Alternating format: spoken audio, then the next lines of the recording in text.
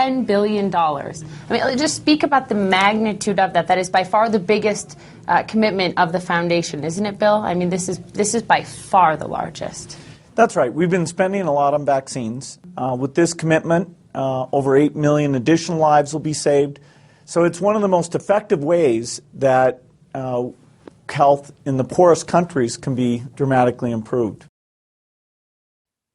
In January of 2010, Bill and Melinda Gates used the World Economic Forum at Davos to announce a staggering $10 billion commitment to research and develop vaccines for the world's poorest countries, kicking off what he called a decade of vaccines. Today we're announcing a commitment over this next decade, which we think of as a decade of vaccines having incredible impact. We're announcing that we'll spend over $10 billion on vaccines. Hailed by the Gates-funded media. For the record, the Bill and Melinda Gates Foundation is a NewsHour underwriter. And applauded by the pharmaceutical companies who stood to reap the benefits of that largesse. The record-setting commitment made waves in the international community, helping to underwrite a global vaccine action plan coordinated by the Gates-funded World Health Organization. But contrary to the Gates' own PR spin that this $10 billion pledge was an unalloyed good and would save 8 million lives, the truth is that this attempt to reorient the global health economy was part of a much bigger agenda. An agenda that would ultimately lead to greater profits for big pharma companies, greater control for the Gates Foundation over the field of global health, and greater power for Bill Gates to shape the course of the future for billions of people around the planet. This is Bill Gates' plan to vaccinate the world. You're tuned into the Corbett Report. Given Gates' pledge to make this a decade of vaccines, it should come as no surprise that, since the dawn of this coronavirus crisis, he has been adamant that the world will not go back to normal until a vaccine has been developed. But we're going to have this intermediate period of opening up, and it won't be normal until we get an amazing vaccine to the entire world. The vaccine is critical because until you have that, things aren't really going to be normal. They can open up to some degree, but the risk of a rebound will be there until we have very broad vaccination. They won't be back to normal until we either have that phenomenal vaccine or a therapeutic that's like over 95% effective.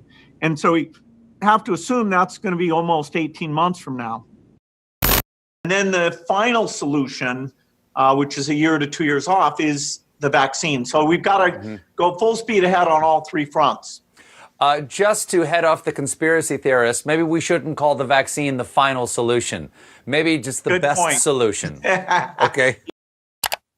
More interestingly, since Gates began delivering this same talking point in every one of his many media appearances of late, it has been picked up and repeated by heads of state, health officials, doctors, and media talking heads, right down to the scientifically arbitrary but very specific 18-month time frame. Realistically, COVID-19 will be here for the next 18 months or more. We will not be able to return to normalcy until we find a vaccine or effective medications.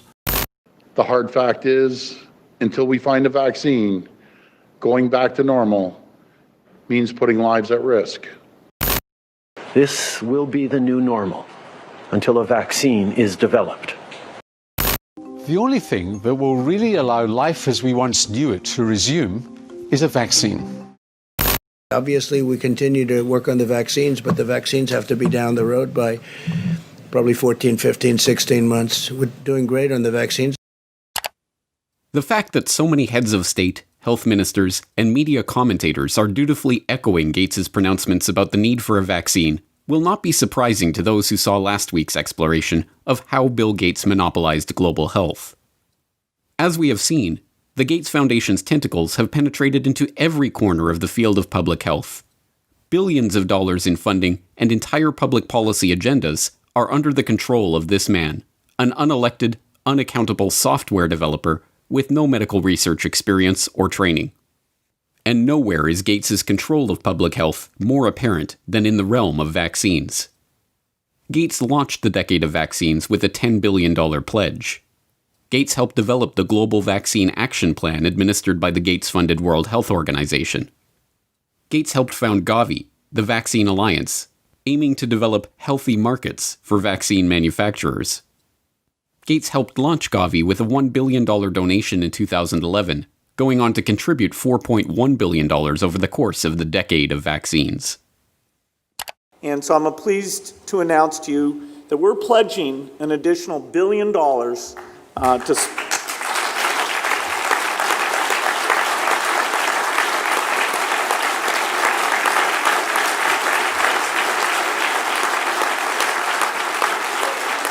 Thank you.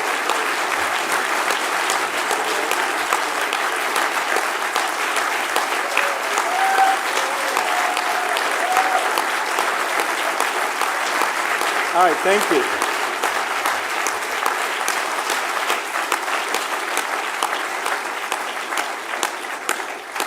It's not every day we give away $1 billion. One of the Gates Foundation's core funding areas is vaccine development and surveillance, which has resulted in the channeling of billions of dollars into vaccine development, a seat at the table to develop vaccination campaigns in countries around the globe, and the opportunity to shape public thinking about Bill Gates' pet project of the past 5 years, preparing rapid development and deployment of vaccines in the event of a globally spreading pandemic. If anything kills over 10 million people in the next few decades, it's most likely to be a highly infectious virus. Whether it occurs by the quirk of nature or at the hand of a terrorist, epidemiologists show through their models that a respiratory spread pathogen would kill more than 30 million people in less than a year. And there is a reasonable probability of that taking place in the years ahead.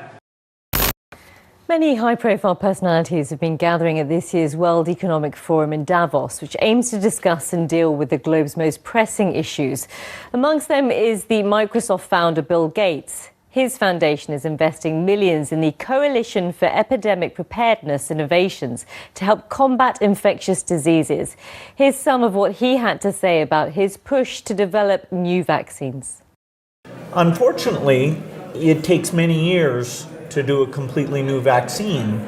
The design, the safety reviews, costs, the manufacturing, all those things mean that an epidemic can be very widespread before that tool would come along.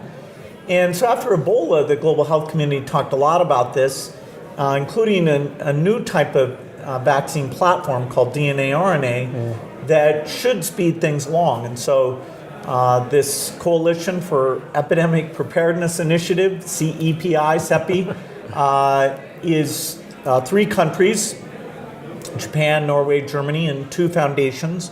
Wellcome Trust, who we work with on a lot of things, and our foundation, Gates Foundation, coming together to fund actually trying to use that platform and make some vaccines, and so that would help us in the future. We know vaccines can protect us. We just need to be better prepared. So let's come together. Let's research and invest. Let's save lives. Let's outsmart epidemics.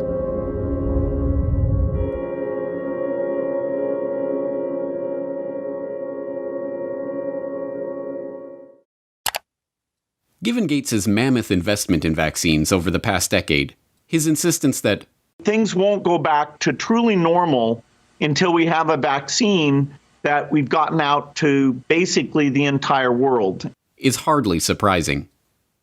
What should be surprising is that this strangely specific and continuously repeated message, that we will not go back to normal until we get a vaccine in 18 months, has no scientific basis whatsoever. Medical researchers have already conceded that a vaccine for SARS-CoV-2 may not even be possible, pointing to the inability of researchers to develop any kind of immunization against previous coronavirus outbreaks like SARS or MERS. But even if such a vaccine were possible, serious concerns remain about the safety of developing, testing, and delivering such an amazing vaccine to the entire world in this remarkably short time frame. Even proponents of vaccine development openly worry that the rush to vaccinate billions of people with a largely untested experimental coronavirus vaccine will itself present grave risks to the public. One of these risks involves disease enhancement. It has been known for over a decade that vaccination for some viral infections, including coronaviruses, actually enhances susceptibility to viral infection or even causes infections in healthy vaccine recipients. Now, the issue of safety, something that I want to make sure the American public understand. It's not only safety when you inject somebody and they get maybe an idiosyncratic reaction, they get a little allergic reaction, they get pain. There's safety associated. Does the vaccine make you worse? And there are diseases in which you vaccinate someone, they get infected with what you're trying to protect them with, and you actually enhance the infection. This is no mere theoretical risk. As researchers who were trying to develop a vaccine for the original SARS outbreak discovered, the vaccine actually made the lab animals subjected to it more susceptible to the disease. One of the things that we're not hearing a lot about is the unique potential safety problem of coronavirus vaccines. This was first found in the early 1960s with the respiratory syncytial virus vaccines, and it was done here in Washington with the NIH and Children's National Medical Center, that some of those kids who got the vaccine actually did worse.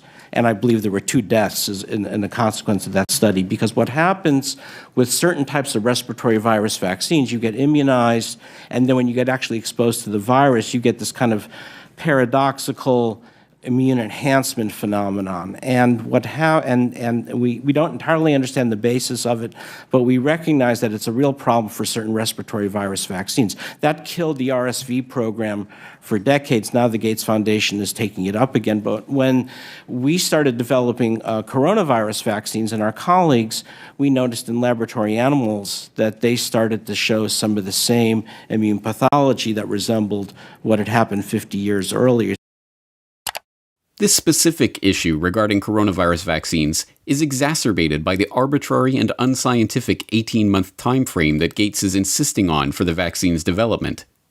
In order to meet that deadline, vaccine developers are being urged to use new and largely unproven methods for creating their experimental immunizations, including DNA and mRNA vaccines. For a self-described wartime president, victory over COVID-19 equals a vaccine. I hope we're going to have a vaccine, and we're going to fast-track it like you've never seen before. Adding Trump-style branding, the administration launched Operation Warp Speed, a multi-billion-dollar research and manufacturing effort to shorten the typical year-plus vaccine development timeline. We're going to start ramping up production with the companies involved. And you do that at risk. In other words, you don't wait until you get an answer before you start manufacturing. You, at risk, proactively start making it, assuming it's going to work. You're thinking 18 months, even with all the work that you've already done to this point and the planning that you are taking with lots of different potential vaccinations and building up for that now?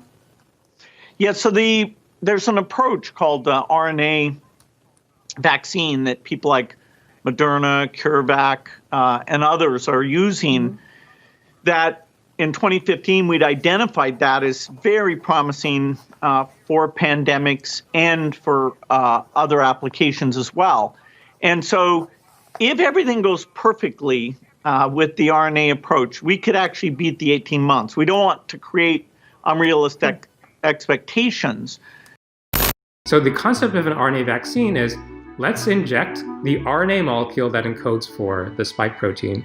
It's making your cell do the work of creating this viral protein that is going to be recognized by your immune system and trigger the development of these antibodies. Our bodies won't make a full-fledged infectious virus, they'll just make a little piece and then learn to recognize it and then get ready to destroy the virus if it then later comes and invades us.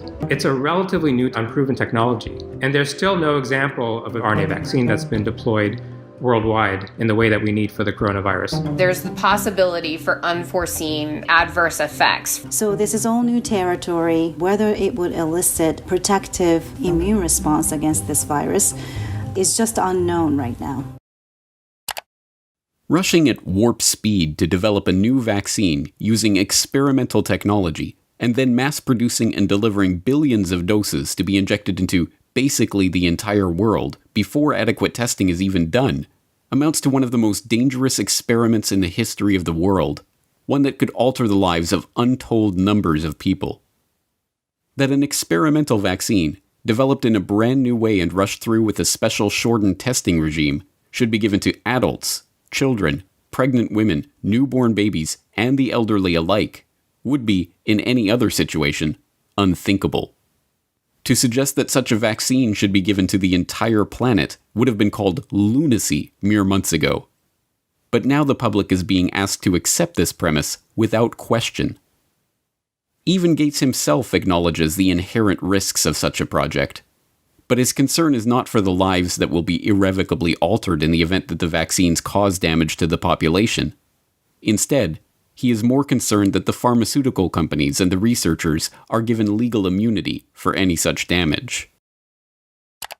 If we have, 1 in 10,000 side effects, that's, way more, 700,000, people who will suffer from that. So really understanding the safety at gigantic scale across all age ranges, pregnant, male, female, undernourished, existing comorbidities, it's very, very hard. And that actual decision of, okay, let's go and give this vaccine to the entire world, governments will have to be involved because there will be some risk and indemnification needed before that can be decided on.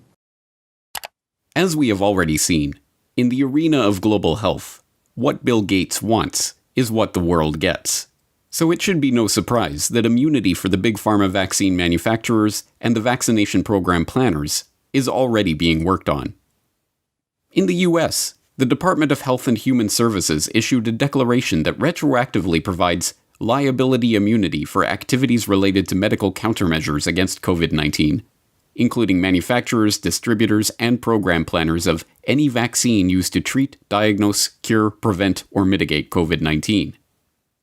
The declaration was issued on March 17th, but retroactively covers any activity back to February 4th, 2020, the day before the Bill and Melinda Gates Foundation announced an emergency $100 million to fund treatment efforts and to develop new vaccines for COVID-19. The plan to inject everyone on the planet with an experimental vaccine is no aberration in Bill Gates' envisioned decade of vaccines. It is its culmination. The decade of vaccines kicked off with a Gates-funded $3.6 million observational study of HPV vaccines in India that, according to a government investigation, violated the human rights of the study participants with gross violations of consent and failed to properly report adverse events experienced by the vaccine recipients.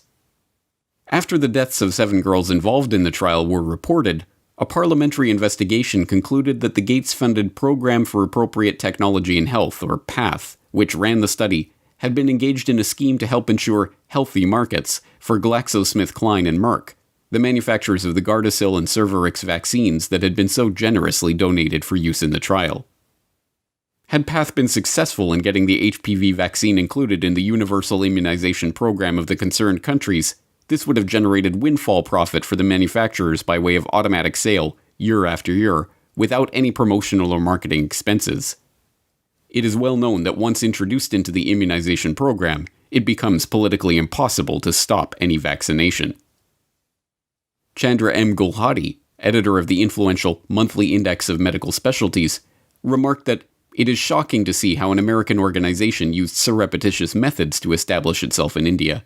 And Samarin Nundi, editor emeritus of the National Medical Journal of India, lamented that this is an obvious case where Indians were being used as guinea pigs. Throughout the decade, India's concerns about the Bill and Melinda Gates Foundation and its corporate partners' influence on the country's national immunization programs grew. In 2016, the steering group of the country's National Health Mission blasted the government for allowing the country's National Technical Advisory Group on Immunization, the primary body advising the government on all vaccination-related matters, to be effectively purchased by the Gates Foundation. As one steering group member noted, The NTAGI Secretariat has been moved out of the government's health ministry to the Office of Public Health Foundation of India, and the 32 staff members in that secretariat draw their salaries from the Bill and Melinda Gates Foundation. There is a clear conflict of interest. On one hand, the BMGF funds the secretariat that is the highest decision-making body in vaccines, and, on the other, it partners with the pharma industry in Gavi. This is unacceptable. In 2017, the government responded by cutting all financial ties between the advisory group and the Gates Foundation. Similar stories play out across the Gates Foundation's decade of vaccines. There's the Gates-founded and funded meningitis vaccine project, which led to the creation and testing of MenAfriVac, a 50-cent per dose immunization against meningococcal meningitis. The test led to reports of between 40 and 500 children suffering seizures and convulsions and eventually becoming paralyzed. There's the 2017 confirmation that the Gates-supported oral polio vaccine was actually responsible for the majority of new polio cases, and the 2018 follow-up showing that 80% of polio cases are now vaccine-derived. There's the 2018 paper in the International Journal of Environmental Research and Public Health concluding that over 490,000 people in India developed paralysis as a result of the oral polio vaccine between 2000 and 2017.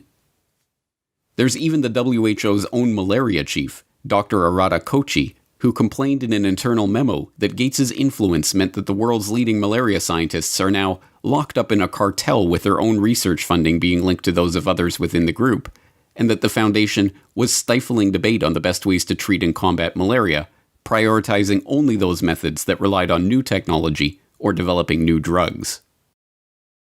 Kochi's complaint, written in 2008, highlights the most common criticism of the global health web that Gates has spun in the past 2 decades. That the public health industry has become a racket run by and for Big Pharma and its partners for the benefit of big business. At the time that Kochi was writing his memo, the executive director of the Gates Foundation's Global Health Program was Tachi Yamada. Yamada left his position as chairman of research and development at GlaxoSmithKline to take up the position at the Gates Foundation in 2006, and left the foundation 5 years later to become chief medical and scientific officer at Takeda Pharmaceuticals. Yamada's replacement as head of Gates's Global Health Program, Trevor Mundell, was himself a clinical researcher at Pfizer and Parke Davis, and spent time as head of development with Novartis before joining the foundation.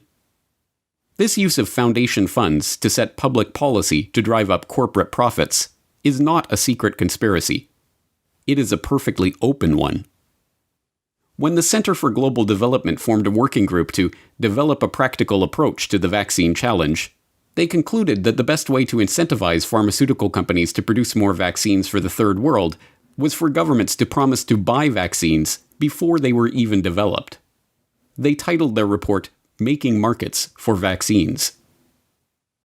The project, Making Markets for Vaccines, was really designed to address a problem that's existed for a long time, which is insufficient research and development budgets as well as investment capacity in vaccine development and production for the Third World.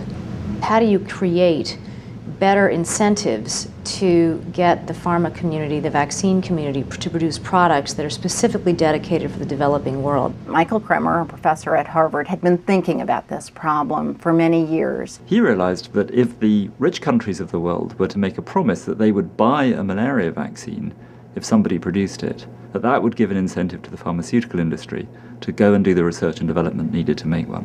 But this idea was unfamiliar. No government had made a commitment to buy a product that didn't already exist. When the first such advanced market commitment was made in 2007, a $1.5 billion promise to buy yet-to-be-produced vaccines from big pharma manufacturers, there was the Gates Foundation as the only non-nation sponsor. The Gates-founded Gavi Vaccine Alliance is an open partnership between the Gates Foundation, the World Health Organization, the World Bank, and vaccine manufacturers. Their stated goal includes introducing new vaccines into the routine schedules of national immunization programs, and to engage in market-shaping efforts to ensure healthy markets for vaccines and other immunization products. If introducing new vaccines and ensuring healthy markets for them was the aim of Gates's decade of vaccines, there can be no doubt that COVID-19 has seen that goal realized in spectacular fashion. Let's start the pledging. The EU kicked off its fundraising drive with €1 billion. In the hours that followed, pledges were beamed in from across the globe. The Kingdom of Saudi Arabia has pledged $500 million. Even pop icon Madonna made a last-minute donation of €1 million. By combining the world's expertise and brain power and resources, we can attack this disease in the way it's attacking us, globally. Our foundation is proud to partner with you, and I'm pleased to announce today that we will pledge $100 million towards this effort. Germany was one of the leading donors, pledging over €500 million. The money is earmarked for international health organizations and research networks in a bid to speed up the development of a vaccine.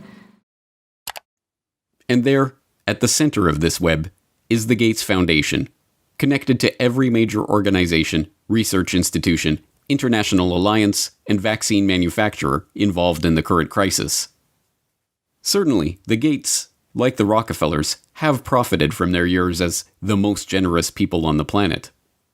As curious as it might seem to those who don't understand the true nature of this monopoly cartel, despite all of these grants and pledges, commitments of tens of billions of dollars, Bill Gates' personal net worth has actually doubled during this decade of vaccines, from $50 billion to over $100 billion. But once again, we come back to the question, who is Bill Gates? Is he motivated simply by money? Is this incessant drive to vaccinate the entire population of the planet merely the result of greed? Or is there something else driving this agenda? As we shall see next time, money is not the end goal of Gates's philanthropic activities. Money is just the tool that he is using to purchase what he really wants. Control. Control not just of the health industry, but control of the human population itself.